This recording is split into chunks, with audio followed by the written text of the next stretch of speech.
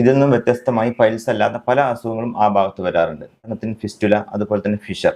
എന്നാൽ ഇതിൻ്റെ ഒക്കെ സിംറ്റംസ് ഏറെക്കുറെ സാമ്യമുള്ളത് കൊണ്ട് തന്നെ ആളുകൾ ഇത് പൈൽസ് ആണ് എന്നാണ് തെറ്റിദ്ധരിക്കാറ്.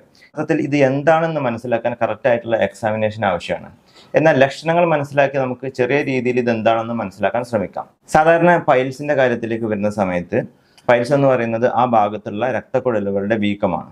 സ്വാഭാവികമായിട്ടും പൈൽസ് ഉള്ള ആളുകളിൽ കൂടുതലായിട്ടുള്ള ബ്ലീഡിങ്ങിനുള്ള സാധ്യതയുണ്ട്. ഇതിൻ്റെ കൂടെ വേദനയും ഉണ്ടാകും, അതുപോലെ തന്നെയുള്ള ചൊറിച്ചിൽ പോലുള്ള ബുദ്ധിമുട്ടുകളും ഉണ്ടാകും. എന്നാൽ ഫിഷറിലേക്ക് വരുമ്പോൾ, ഫിഷർ എന്ന് പറയുന്നത് ആ ഭാഗത്ത് മലദ്വാരത്തിൻ്റെ വക്കുകളിൽ വരുന്ന ചെറിയ കീറലുകളാണ്. അതുകൊണ്ട് തന്നെ ബ്ലീഡിങ്ങിനേക്കാൾ കൂടുതൽ ഇതിനകത്ത് വേദനയാണ് ഉണ്ടാകാനുള്ള സാധ്യത. അടുത്തൊരു കണ്ടീഷനാണ് ഫിസ്റ്റുല എന്ന് പറയുന്നത്. ഇത് എന്ന് പറയുന്നത് മലദ്വാരത്തിന് പുറം ഭാഗത്ത് രൂപപ്പെടുന്ന ചെറിയ കനാല്, അതിനകത്ത് പസ് നിറഞ്ഞു വരുന്ന ഒരവസ്ഥയാണ്.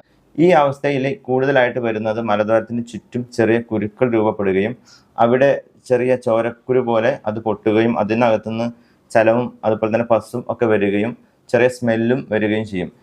ഒരു അസുഖത്തിനോട് കൂടെ മറ്റ് അസുഖങ്ങളും കൂടി ചേർന്നും കാണാറുണ്ട്. കറക്റ്റായിട്ടുള്ള എക്സാമിനേഷനിലൂടെയും അതുപോലെ തന്നെയുള്ള പ്രൊസീജിയറിലൂടെയും മാത്രമേ ഇത് എന്താണെന്ന് കറക്റ്റായിട്ട് മനസ്സിലാക്കുവാനും പ്രോപ്പറായിട്ടുള്ള ട്രീറ്റ്മെൻറ്റ് നൽകാനും സാധിക്കുകയുള്ളൂ.